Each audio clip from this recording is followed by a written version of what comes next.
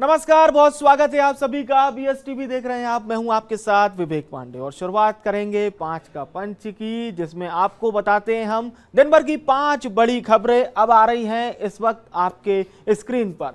तो चलिए जानते हैं आज शाम 5 बजे की 5 बड़ी खबरें। Happy birthday CM Mohan. मुख्यमंत्री डॉक्टर मोहन यादव 60 साल के हो चुके हैं और आज अपने जन्मदिन की शुरुआत उन्होंने कुष्ठ रोगियों के बीच पहुंचकर की। वृद्धजनों का आशीर्वाद लिया, उन्हें उपहार भी बांटे और इसके साथ ही साथ प्रदेश भर में मुख्यमंत्री डॉक्टर मोहन यादव के जन्मदिन पर अलग अलग अनुष्ठान हो रहे हैं। देखिए किस प्रकार से वृद्धजनों को भोजन भी यहां पर मुख्यमंत्री ने कराया, उनका आशीर्वाद भी प्राप्त किया।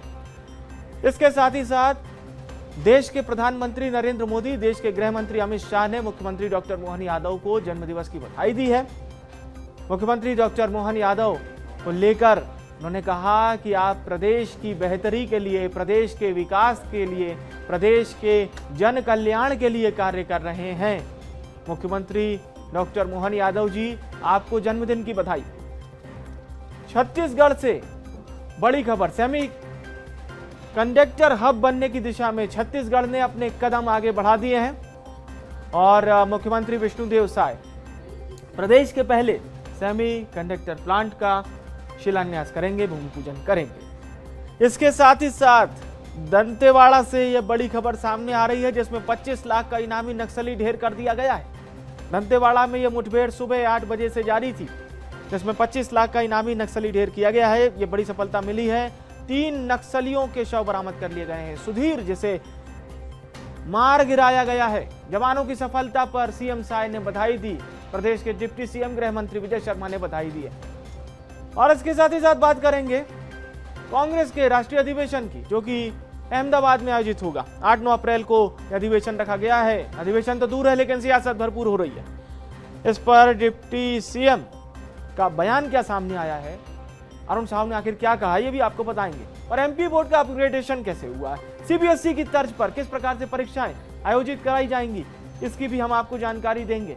और अपग्रेडेशन से सप्लीमेंट्री की जो परीक्षा होती थी, क्या वो नहीं देना होगा, ये अहम बात है, जो कि मध्य प्रदेश बोर्ड की जो बच्चे तैयारी कर रहे हैं, बोर्ड का जो एग्जाम अगले साल देने वाले हैं, उनके लिए ये खबर बहुत अहम है। तो ये है शाम 5 बजे की 5 बड़ी खबरें इस वक्त आपके स्क्रीन पर।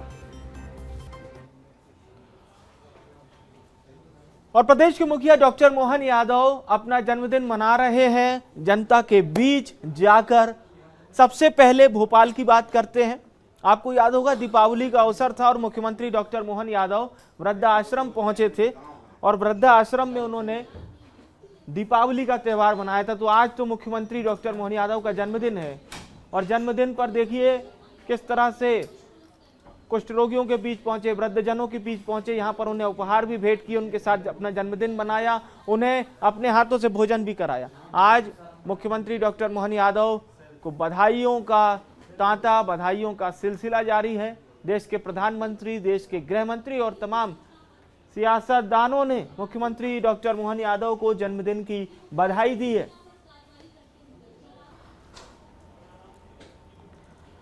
और छत्तीसगढ़ के नाम एक और बड़ी उपलब्धि दर्ज होने जा रही है। जी हां, ये खबर इसी से जुड़ी हुई है। दरअसल सेमीकंडक्टर की दिशा में छत्तीसगढ़ ने बड़े कदम उठाए और आपको याद होगा सीएम साय ने इससे पहले ये संकेत भी दिए थे कि छत्तीसगढ़ सेमीकंडक्टर की दिशा में आगे बढ़ेगा। तो छत्तीसगढ़ में बनने जा रहा है पहला सेमीकंडक्टर प्लांट और इसकी आधारशिला यानी कि इसका भूमि पूजन स्वयं सीएम साय करेंगे। 11 अप्रैल को इस प्लांट का भूमि पूजन मुख्यमंत्री विष्णुदेव साय करेंगे। और खासतौर से ये बात आपको बता दें कि नवा रायपुर में ये सेमीकंडक्टर का ये प्लांट होगा, जिसकी नींव स्वयं प्रदेश के मुख्यमंत्री विष्णुदेव साय रखेंगे। तो सेमीकंडक्टर जो कि वर्तमान की नीड है, सेमीकंडक्टर चिप, ये एक ऐसा पदार्थ होता है जिसकी इलेक्ट्रिकल कंडक्टिविटी, जिसे हम विद्युत चालकता कहते हैं, वो इंसुलेटर यानी कि जो धातुओं और इंसुलेटर हैं उसमें काम आती है और इसका उपयोग मुख्य रूप से इलेक्ट्रॉनिक उपकरण जो होते हैं उसमें किया जाता है। तो सेमीकंडक्टर अगर हम बात करें तो शुद्ध रूप से सिलिकॉन और जर्मेनियम होते हैं। इसके साथ ही साथ इसके सबसे महत्वपूर्ण बात यह है कि आखिर सेमीकंडक्टर का उपयोग कहाँ कहाँ होता है। तो माइक्रोचिप्स में, कंप्यूटर और मोबाइल में, एलईडी और सोलर सेल में, सेंसर और ट्रांजिस्टर में। सेमीकंडक्टर तकनीक आधुनिक इलेक्ट्रॉनिक्स का एक आधार है जो लगातार विकसित की जा रही है और प्रधानमंत्री नरेंद्र मोदी भी सेमीकंडक्टर की दिशा में भारत को अग्रणी बनाने के लिए जुटे हुए हैं, जिसके तहत कई बड़ी इंटरनेशनल कॉन्फ्रेंस भी दिल्ली में आयोजित की गई, जिस पे भारत ने भी बताया कि वो सेमीकंडक्टर की दिशा में आखिर क्या काम कर रहा है। और चलिए सीधे रायपुर का रुख कर रहे हैं, हमारे सहयोगी शिवम हमारे साथ जुड़ रहे हैं। शिवम, सेमीकंडक्टर जब हम सुनते हैं तो ये मतलब इसमें भविष्य भी है, इसमें वर्तमान भी है और छत्तीसगढ़ के लिए एक बड़ा अचीवमेंट, पहला सेमीकंडक्टर प्लांट खुलने जा रहा है, यानी कि एक बड़े कदम छत्तीसगढ़ ने भी बढ़ा दिए इस दिशा में। जी बिल्कुल, छत्तीसगढ़ में बड़ा कदम इसे माना जा रहा है, लेकिन ये देश का दूसरा सेमीकंडक्टर प्लांट होगा। संभवतः इसे इसलिए भी ज़्यादा खास माना जा रहा है क्योंकि ये देश में सिर्फ पहला जो सेमीकंडक्टर प्लांट था, उसके बाद ये दूसरा छत्तीसगढ़ में लगने जा रहा है, जिसमें जो पॉलीमेटेक इलेक्ट्रॉनिक लिमिटेड नया रायपुर में ये एक सेमीकंडक्टर प्लांट लगाएगा और इसमें जो चिप बनाई जाएगी वो संभवतः 5G और 4G को जो और आधुनिक करती है, छत्तीसगढ़ के लिए और आधुनिक बनाने के लिए इस सेमीकंडक्टर प्लांट को बेहद ही विशेष माना जा रहा है। और अगले महीने ही जिस हिसाब से तैयारियां चल रही हैं और बहुत बृहद रूप से जो तैयारियां चल रही हैं, अगले महीने इसका भूमि पूजन भी कर दिया जाएगा। अगर बताएं, इसकी पॉलीमेटेक लिमिटेड कंपनी जो है वो 1100 करोड़ रुपए की लागत से इस प्लांट को कुल बना रही है। इस प्लांट के बाद अब सीधे जो निवेशक हैं वो सीधे सरकार तक पहुंच रहे हैं और कहीं ना कहीं छत्तीसगढ़ के लिए निवेश जो हो रहे हैं वो उस मायने में भी काफ़ी अहम हो जाते हैं। और ये लगातार इस रफ्तार से काम चल रहा है कि अगले महीने इसमें पूरी तरीके से भूमि पूजन जब हो जाएगा तब सेमीकंडक्टर प्लांट का जो है बहुत तेज़ी से काम होगा और इससे कहीं ना कहीं छत्तीसगढ़ का विकास भी होता हुआ दिखाई देगा। विवेक, चलिए, छत्तीसगढ़ का विकास भी होगा और रोजगार मिलेगा, ये बहुत अहम बात आपने कही है शिवम, और कहीं ना कहीं सीएम साहब की मंशा भी यही होगी। बहुत बहुत धन्यवाद आपका। और अब बात करते हैं कांग्रेस के राष्ट्रीय अधिवेशन, जो कि 8 और 9 अप्रैल को तो आयोजित होने जा रहा है, लेकिन उससे पहले प्रदेश के डिप्टी सीएम अरुण साव ने किस तरह से चुटकी ली है और आखिर कहा क्या है अरुण साव ने, ये सबसे महत्वपूर्ण बात है। तो आपको ये बता दें, अधिवेशन पर सियासत अभी से जारी है। एआईसीसी ने बाकायदा इसके मेंबर्स और इसके अध्यक्ष, इसके प्रभारी कौन होंगे, इनके बाकायदा देखिए नाम जारी कर दिए गए हैं। ये एआईसीसी का वो लेटर है जो इस वक्त आपकी स्क्रीन पर फ्लैश हो रहा है। 15 सदस्यीय ड्राफ्टिंग कमेटी का गठन किया गया है। इस ड्राफ्टिंग कमेटी में पूर्व मुख्यमंत्री भूपेश बघेल, कांग्रेस के प्रदेश प्रभारी सचिन पायलट भी शामिल हैं। लेकिन अब आप सुनिए बयानबाजी कैसी हो रही है, डिप्टी सीएम का बयान भी सुनिए आप। है कि आप लोग इस तरह के समाचार बार बार दिखाते हैं, लेकिन निकलता क्या है, उसका परिणाम होता क्या है, हो क्या रहा है। और इसलिए कांग्रेस तो कहाँ जा रही है ये सबको दिख रहा है, इसलिए कांग्रेस की ज्यादा चर्चा करने की आवश्यकता नहीं है। कांग्रेस का भविष्य तो स्पष्ट रूप से दिख रहा है। नगरीय निकाय में, नगर निगम में शून्य में आउट हुई कांग्रेस पार्टी, तो शून्य की ओर कांग्रेस बढ़ रही है, भविष्य स्पष्ट दिख रहा है। तो देखिए, डिप्टी सीएम अरुण साव कह रहे हैं कि शून्यता की ओर कांग्रेस आगे बढ़ रही है। और जाहिर सी बात है कि ये लाजमी भी होता है, जो विपक्ष के नेता होते हैं उनकी प्रतिक्रिया। हमारी सहयोगी करिश्मा इस वक्त रायपुर से लाइव जुड़ रही हैं। जी करिश्मा, वैसे 8 और 9 अप्रैल को कांग्रेस का यह अधिवेशन होने वाला है, राष्ट्रीय अधिवेशन। बहुत बड़े बड़े विषय भी होंगे, हारे हुए राज्यों पर चर्चा भी होगी और जो बड़े नेता पार्टी को छोड़ के गए उन पर भी चर्चा होगी।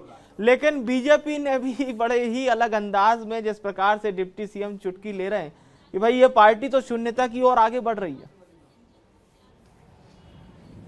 जी बिल्कुल विवेक, कांग्रेस पार्टी का जो अधिवेशन है वो अहमदाबाद गुजरात में होने वाला है और 8 और 9 तारीख को यह अधिवेशन होगा, जिसके लिए बड़ी जिम्मेदारी छत्तीसगढ़ के पूर्व मुख्यमंत्री भूपेश बघेल को भी दी गई है। ड्राफ्टिंग कमेटी में जो है उन्हें जगह दी गई है, लेकिन लगातार कांग्रेस पार्टी की इन तैयारियों पर जो है भारतीय जनता पार्टी जो है निशाना साधती हुई नजर आ रही है। भारतीय जनता पार्टी के तमाम, जिस तरीके से हमने कल भी चर्चा की थी विवेक, जो उनके बयान सामने आ रहे हैं वो काफी ज्यादा तंज भरे हैं, जो कि कांग्रेस पार्टी पर सीधा प्रहार करते हुए भी नजर आ रहे हैं। उनका कहना है कि कांग्रेस पार्टी अब छत्तीसगढ़ में शून्य की ओर जो है बढ़ती हुई नजर आ रही है। इससे पहले भी कांग्रेस पार्टी ने कई सारी बैठकें की, कई सारे अभियान चलाए, प्रोग्राम्स किए, लेकिन किसी का भी खासा असर जो है छत्तीसगढ़ में देखने को नहीं मिला। और यही बात है कि लगातार भारतीय जनता पार्टी को नए नए मुद्दे मिलते हैं ताकि वो कांग्रेस पार्टी पर निशाना साध सके, क्योंकि कांग्रेस पार्टी तैयारियां तो जोरों शोरों से करती है लेकिन कुछ निष्कर्ष निकल कर नहीं आता। हाल ही में तमाम बैठकें कांग्रेस पार्टी ने की, लेकिन उसके बावजूद अगर पूरे प्रदेश संगठन में देखा जाए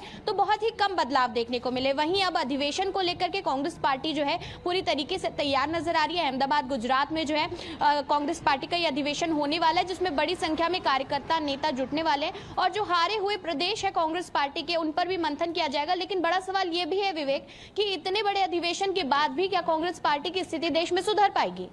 ये आपने बहुत अहम और बहुत करेक्ट बात कही है करिश्मा, कि क्या स्थिति सुधर पाएगी। कहीं ना कहीं कवायद इसी बात को लेकर है। हमारे साथ बने रहिएगा, एक बार फिर से आपका रुख करेंगे।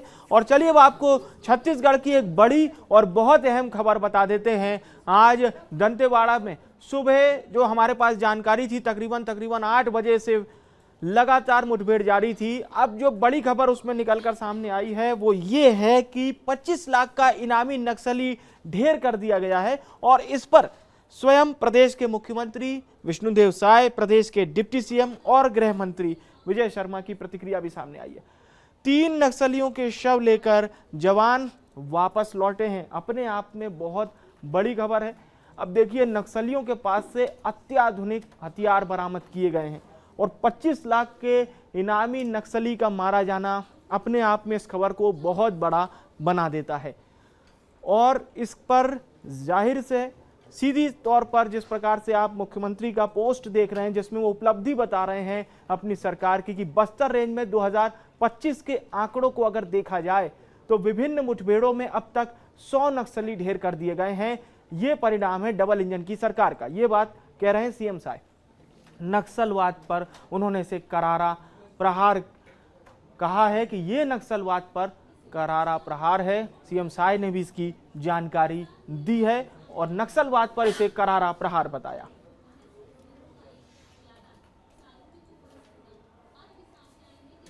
दंतेवाड़ा और बीजापुर के सीमावर्ती क्षेत्र में इंद्रावती नदी के पास में सुबह 8 बजे से ही फायरिंग हो रही थी। 3 नक्सली उसमें मारे गए हैं, उसमें उनके शव भी बरामद हो गए हैं। चिन्हांकन की प्रक्रिया चल रही है।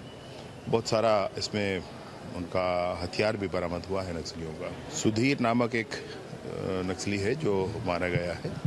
अब उसमें विभिन्न बातें हैं, पहले परीक्षण हो जाए कौन से स्तर के हैं क्या है, तब कहा जाएगा। उसमें सुन रहे थे प्रदेश के गृह मंत्री डिप्टी सीएम विजय शर्मा को, जो कह रहे थे कि अभी जो मारे गए नक्सली हैं उसमें से एक की भी पहचान होना बाकी। सीधे हम रायपुर का रुख कर रहे हैं। करिश्मा लगातार हमारे साथ लाइव बनी हुई है। करिश्मा, एक बार फिर से बड़ी सफलता। अभी हमने देखा था हाल ही के दिनों में जिस प्रकार से 30 से ज्यादा नक्सली ढेर हुए थे, लेकिन देखिए दंतेवाड़ा में भी 25 लाख के इनामी नक्सली सुधीर को ढेर कर दिया गया। बिल्कुल विवेक, कांकेर में हाल ही में 30 नक्सलियों को मारे जाने की जो खबर थी अपने आप में काफी ज्यादा जो है बड़ी खबर थी। और एक जो गौरवशाली हमारे जो जवान है लगातार नक्सलवाद के खात्मे को लेकर के काम कर रहे हैं। और बड़ी खबर अब आज भी देखने को मिल रही है, क्योंकि दंतेवाड़ा में सुबह से ही जो है नक्सली मुठभेड़ चल रही थी, जिसमें 3 नक्सलियों को फिर से जो है हमारे जवानों ने मार गिराया है। उनके शौर्य को सलाम है। और वहीं अगर बात की जाए राज्य सरकार की, तो जो प्रण राज्य सरकार ने लिया है, केंद्रीय गृह मंत्री ने लिया है कि मार्च 2026 तक नक्सलवाद का पूर्ण तरीके से जो है छत्तीसगढ़ में खात्मा करना है, उसको लेकर के लगातार राज्य सरकार अग्रसर भी नजर आ रही है। अगर आज के इस मुठभेड़ की बात की जाए तो 3 नक्सलियों के शव जो है वो बरामद किए गए हैं, जिसमें एक 25 लाख का नक्सली भी है, इनामी नक्सली है, जिसका नाम सुधीर उर्फ सुधाकर जो है वो बताया जा रहा है। यह भी माना जा रहा है कि जो नक्सली है, जो झीरम घाटी कांड हुआ था छत्तीसगढ़ में, जिसकी गूंज अब तक लोगों के कानों से नहीं गई है, उसका मास्टरमाइंड भी ये हो सकता है। इसीलिए यहाँ पर जो है डिप्टी सीएम और